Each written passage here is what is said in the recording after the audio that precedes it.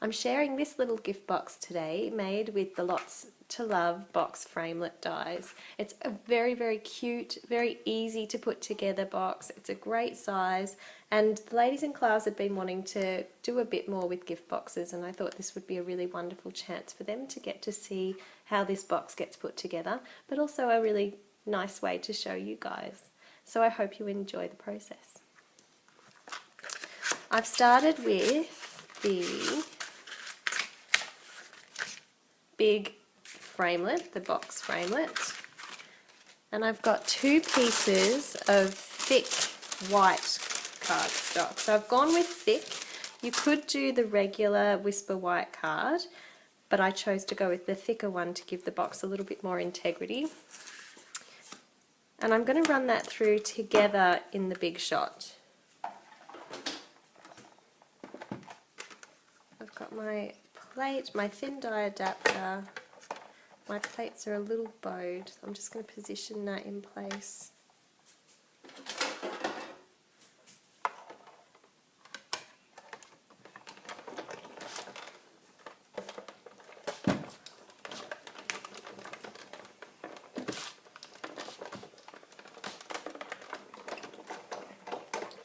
Let's see how we went with the double layer. It hasn't quite cut through that second layer. Oh, it has, but I might run it through one more time. Back the other way.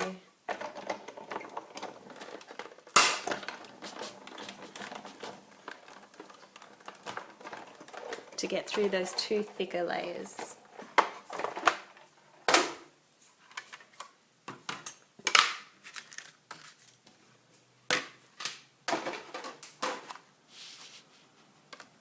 So that's just come out of the Big Shot.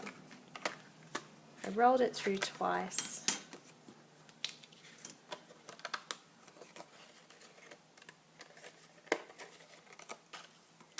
And it's given me these 2 box panels. I'm going along all the folds. I'm just going to give them a fold each way.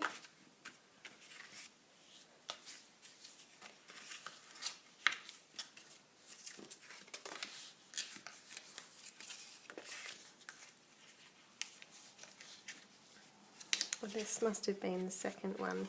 The score lines haven't come out as deep. Actually, I think now that when we do it in class, I'll run one at a time. And that'll give a better result for that second one, I think. Alright, so when these are coming together, they come together like that. So I just need the piece of adhesive. And I think this is my neater one, so I'm going to have that one stick out. So I'll put the adhesive on this one here. I'm using tear and tape. Anytime I do a 3D type project, I think tear and tape has that stronger hold and I feel more confident using it.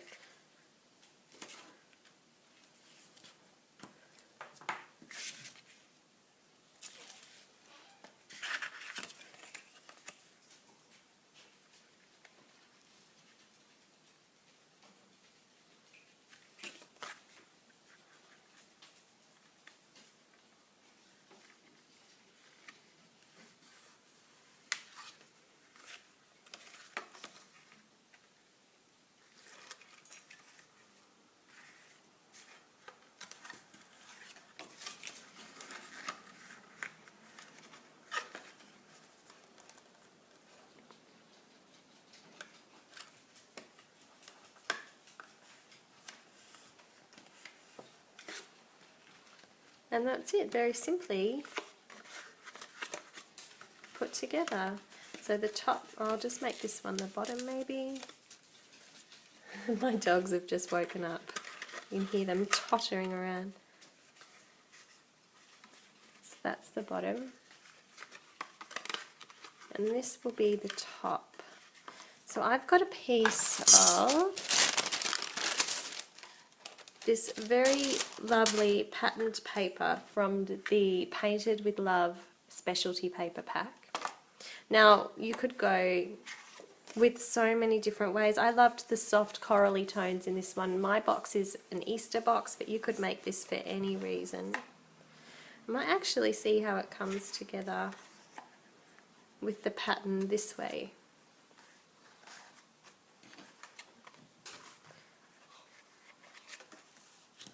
So I'm going to just tape that onto the front.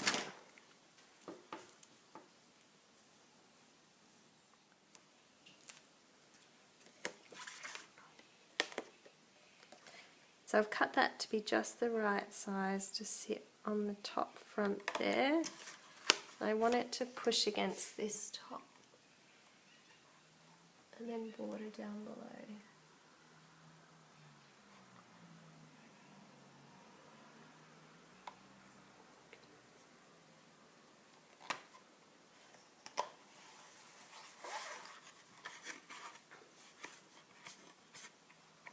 Yeah, I definitely think in the future I'll make sure I just do the one box at a time when I'm using that thicker cardstock.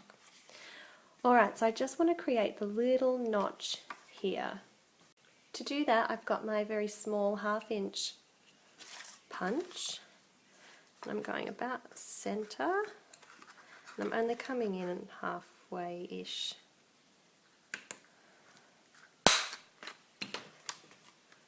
And that's the top of our box, so that will just fold in and close up like that.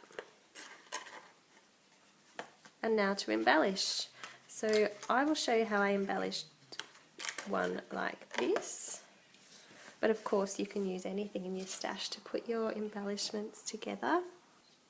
I've cut a layered circle here from soft suede. I went with soft suede because for me that kind of chocolatey tone works really well for an Easter embellishment.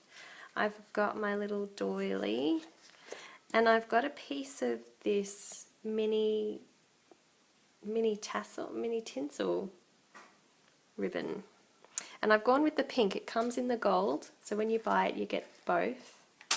So I've gone with pink for this one to tie in with the pink dots.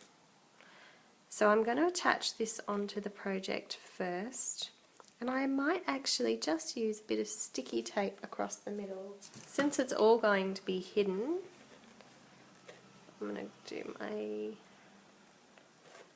do some loops where it's going to come out from behind my embellishment.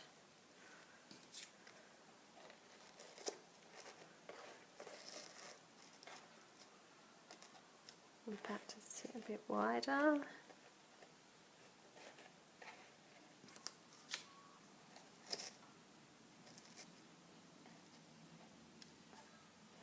I'm going to bring that in a little bit.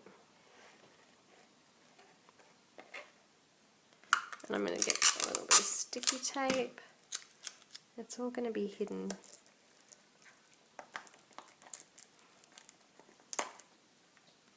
Behind my circle. Might just trim it in a tiny bit just to make sure. It is going to stay completely hidden.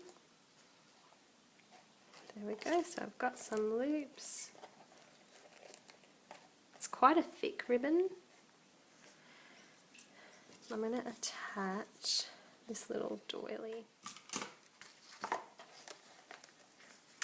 So I'm just looking at that and realising that that lovely pop of white that the doily gave against this very patterned paper is not going to work so well against this particular pattern, which has a lot of white in the background. Now if you follow Stampin' Up, you will have seen this Instagram tip that I contributed earlier in the year, and it's a very simple way to custom make your own embellishments. I've got a little bit of blush and I'm putting that onto my doily, so I'm custom colouring my own doily, and that's going to help that sit and stand out a bit more against all that white. Very, very simple to do, particularly when you're only working with a small section of doily like this.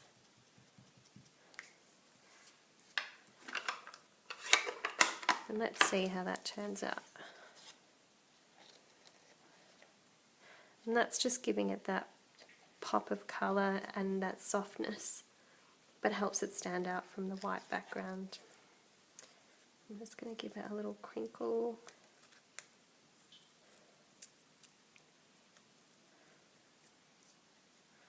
And stick it to the back of that. I'm trying to soften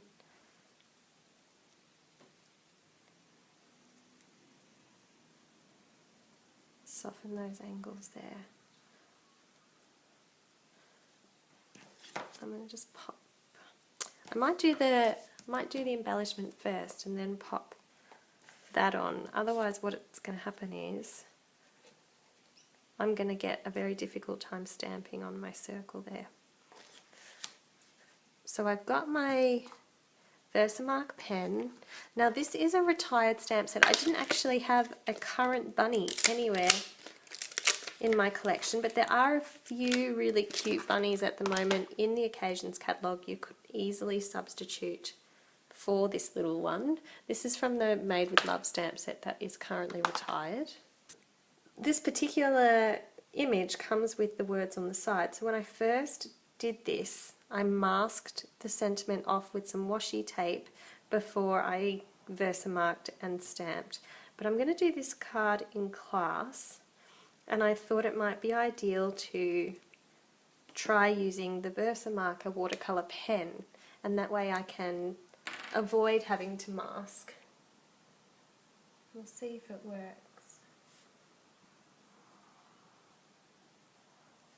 Poor pen's seen better days, it's quite fluffy.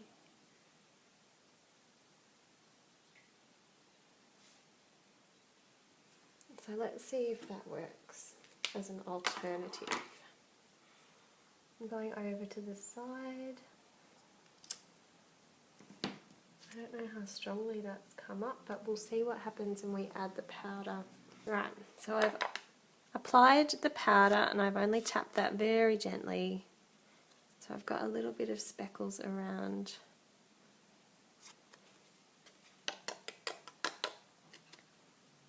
And I'm going to heat set that and just see how it turns out. And there he is, that's totally doable. Good. Alright.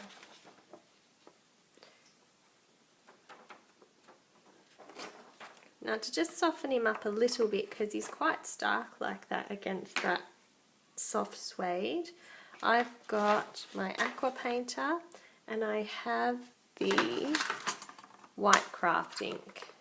So I've squeezed a little bit of the ink onto the lid to form the palette, and I've got my Aqua paint. I'm going to make sure it's not too wet or doesn't have any other corrupting colours on it. And I'm just going to shade him in.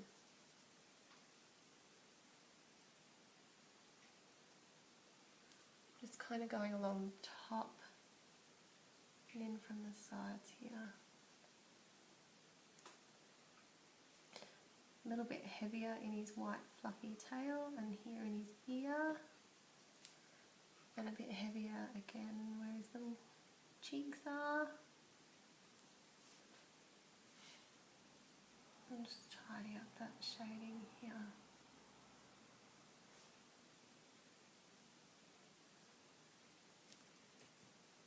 And I'm going to blend that down. As it dries, you'll see a much nicer result. When it's all wet, you've got those deeper bits of brown in the mix. But it will dry nicely. Just going to wet that little splodge there. See if I can blend that out. So he doesn't look very appealing right now, but as he dries you will get this.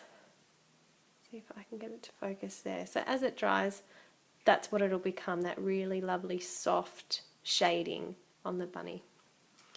Right now it's not much to look at, but don't throw it away. Wait for it to dry and see how it turns out.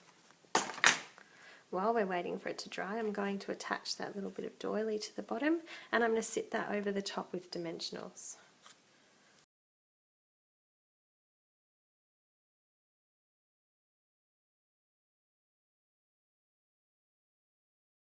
When I'm attaching the Dimensionals, I'm not going to actually put them on to my circle like I normally would.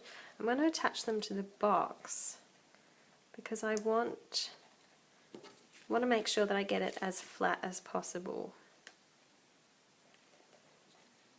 So I'm just keeping an eye on where those dimensionals are going to be hidden and popping them there. And the 3 should be plenty for a small embellishment like this.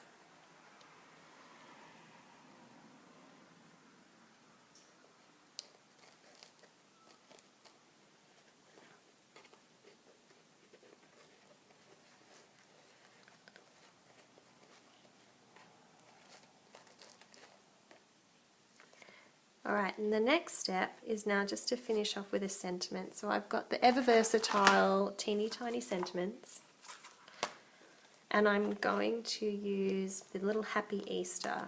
As I said, I hadn't picked up an actual Easter set this year, and this teeny tiny sentiments has the lovely little Happy Easter. It makes it so easy to quickly whip up something that has an Easter feel to it. Now in my initial sample I've gone with the Coral Calypso, which really ties in with these deeper, darker brush strokes. But I think for this project I do have the corally oranges in there, but I think I'm going to go for more of a pink tone. I've got the Bright Melon Mambo.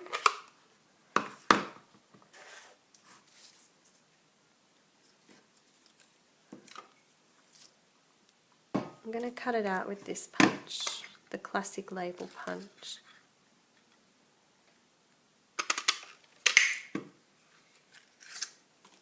And then I'm going to hand trim it. Cutting it with that punch means that you've got those guaranteed 2 straight lines, and it makes it so much easier, even if you're not planning to use the full shape, to cut things to how you want them to be.